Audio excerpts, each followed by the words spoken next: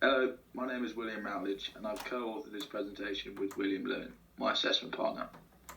This PowerPoint is a critical analysis of the business environment that the RFU find themselves in.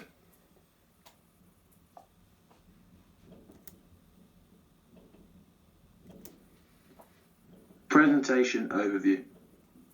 Here lies the running order of this presentation.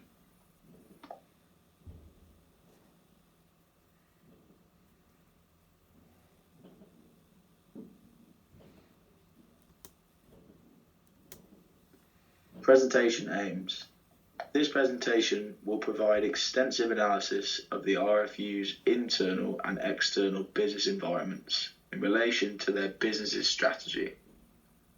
Critical theoretical analysis will outline the RFU's key business environments while incorporating the use of relevant academic theories and evidence throughout. Concluding with a detailed breakdown of the key opportunities and threats the RFU will face. Who are the RFU? The Rugby Football Union, or RFU, are the governing body for all grassroots and elite level rugby union across England. Their role is to manage and administer the day-to-day operations of rugby activity across all levels. Founded in 1871 by 21 clubs across England, they were tasked with writing up the laws of the game in an act of codification, leading to a game being played against Scotland, which was the first ever recognised international fixture. You can see the photo on the right is the game against Scotland, and then the four logos at the bottom are some of the founding rugby clubs. Taken from Sport Northern Ireland, the role of a governing body is to control and regulate the playing environments of that sport, to administer the safe practice and participation of the sport, to develop and increase the growth of the sport, and to prepare and implement the vision and mission statement for the sport. Mission and vision statement. Mission statements are used by an organisation to make them stand out and show stakeholders why their future is so bright. Mission statements are aimed at guiding an organisation forward and keeping them on the right path in order to achieve their organisation's goals and objectives. Lee 2020.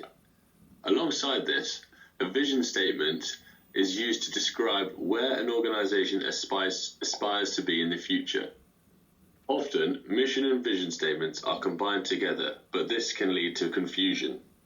We believe it is better for an organisation to have a separate and clear individual mission and vision statement. Below, Redacte 1998 helps us understand how to write a clear and concise mission statement. He believes it should answer 3 key questions. You can see those questions mentioned below.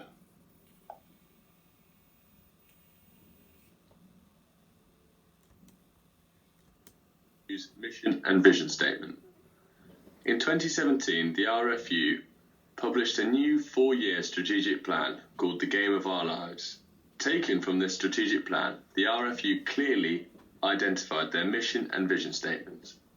Their mission statement is referred to as Our Purpose, and it is to encourage rugby and its values to flourish across England. Their vision is to be England's strongest sport and the world's leading rugby nation.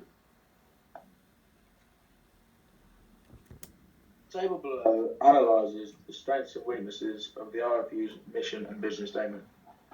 The strengths. The second statement in the vision statement is clear and concise. Vision statement can be easily measured. Mission statement is in keeping with public sector goals. Mission statement reflects what a national governing body should aspire to achieve. The weaknesses. Mission statement is vague and overall objective is unclear. The mission statement lacks any form of quantifiable measurement. This is referring to the use of the word flourishing. The first statement in the vision statement is unclear. Internal business environment. The internal business environment is formed by a variety of factors such as human resources, physical resources, organisational structure, and culture. Internal business environment can be analysed and split into 4 main areas: Area number 1 is looking at the internal strengths, number 2, the internal weaknesses, 3, the resources, and 4, the capabilities of the organisation.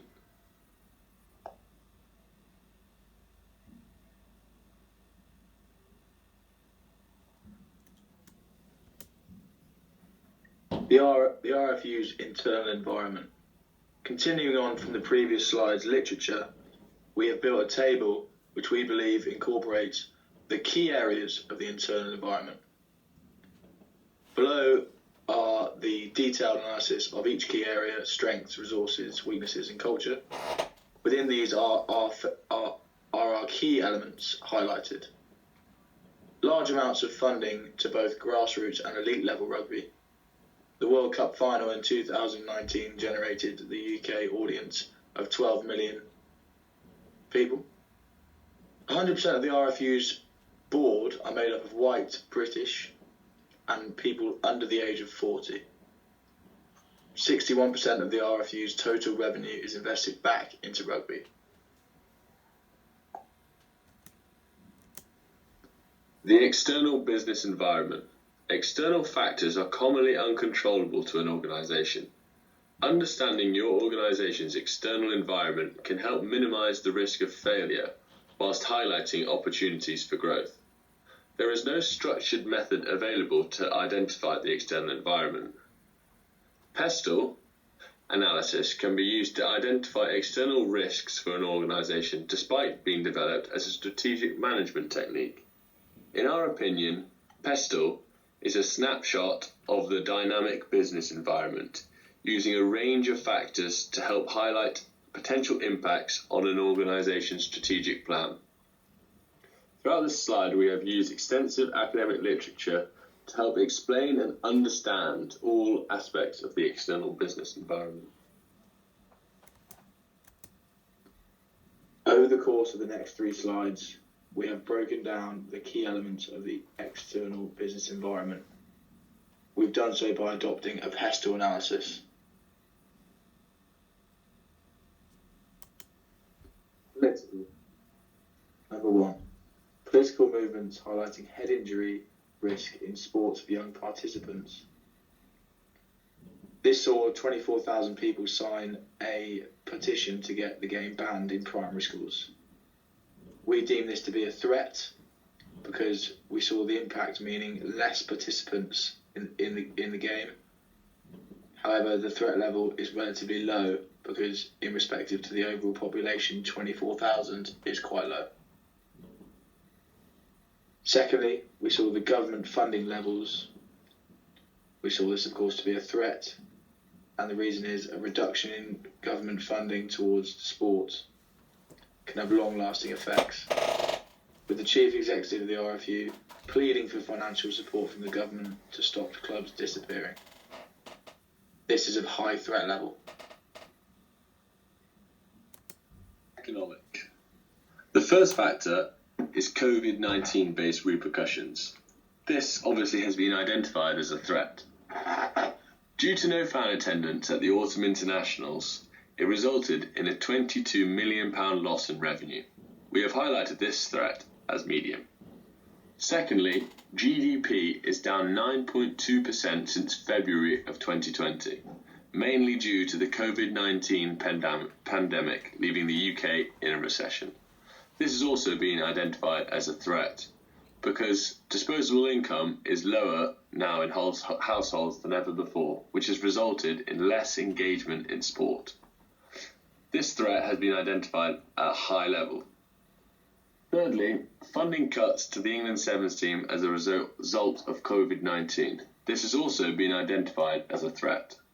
One of the RFU's strategic goals was a medal at the 2020 Olympic Games, but due to funding cuts across the RFU, this goal is highly unlikely. An Olympic medal would have seen them make huge progress towards achieving their vision statement. This has been identified as a medium-level threat. Finally, increased unemployment rates across the UK has been identified as a threat to the RFU. This is because it has led to more people having less disposable income and therefore less incentive to spend money within the sporting industry. This has also been identified as a medium level threat. Social. Number 1. Pressures from health experts.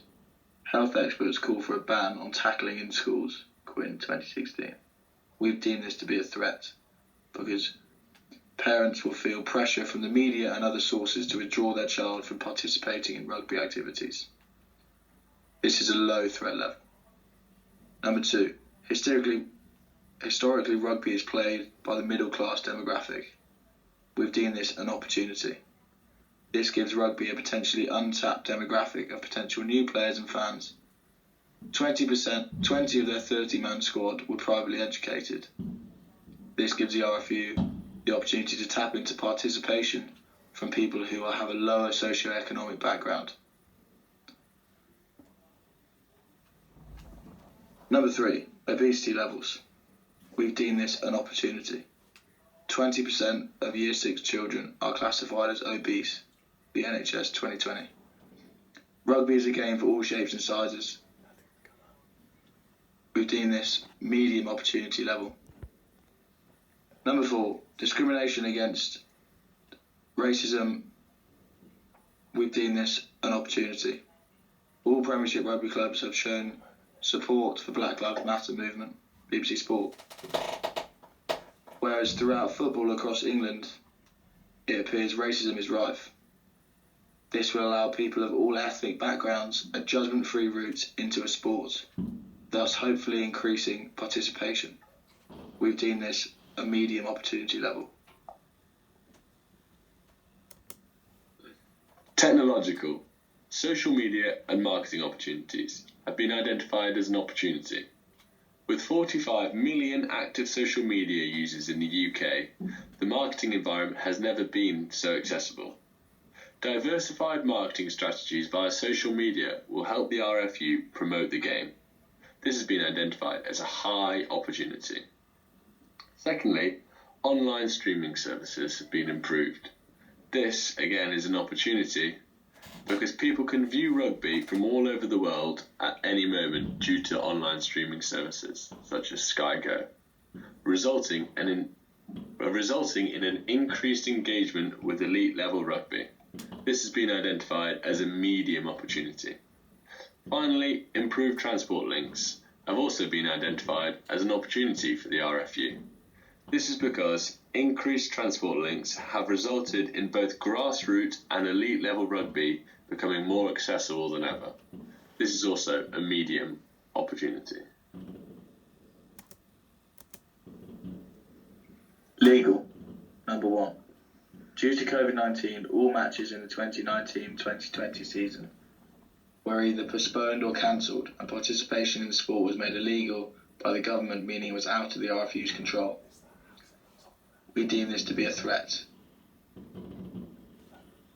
Due to cancelled matches, the RFU missed out on $145 million in revenue.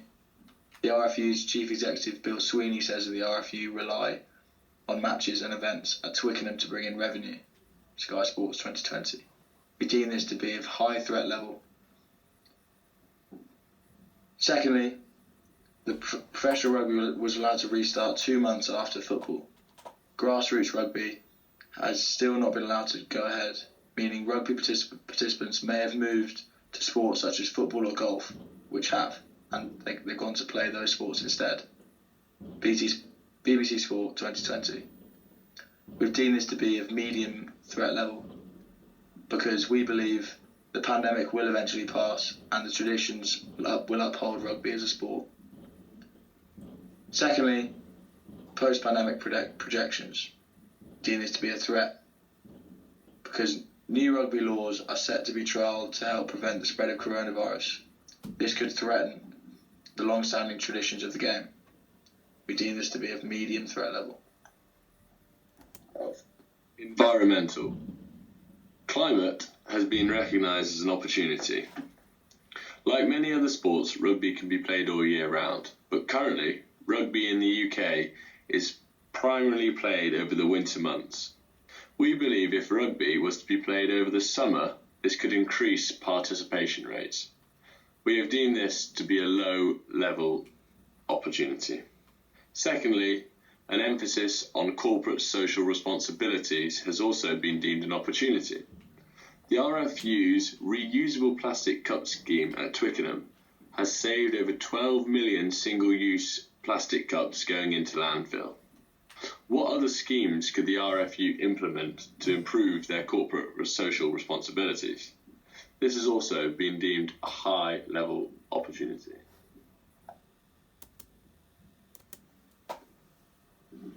Concluding thoughts. In this slide, we identify key opportunities and key threats selected from the pestle analysis in the previous slides. These opportunities can be used to catapult the RFU into achieving their purpose and their vision. On the other hand, these key threats must be deflected or overcome in order to achieve their statements.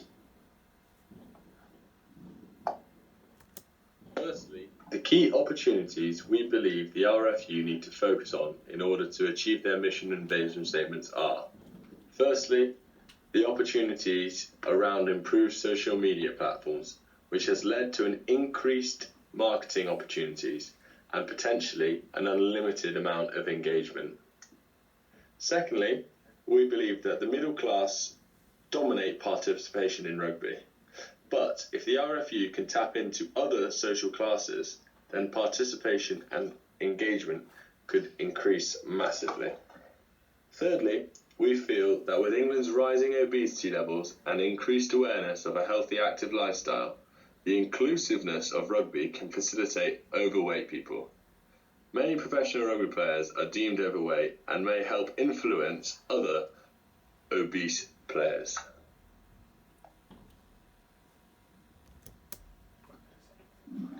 Finally, the three main threats we believe the RFU need to combat in order to achieve their mission and vision statements are: 1. Combating a reduction in government funding, cuts and financial struggles is essential in protecting the RFU's future. 2. The RFU depend on an army of volunteers and paid employees who are both at risk.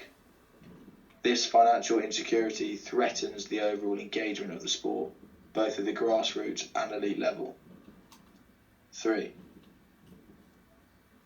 Due to the coronavirus and its unprecedented times, we must adapt the sport to achieve their mission and vision statements.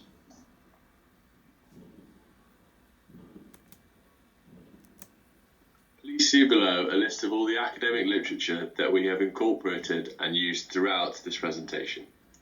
Finally, thank you very much for listening, and we look forward to hearing any questions from you.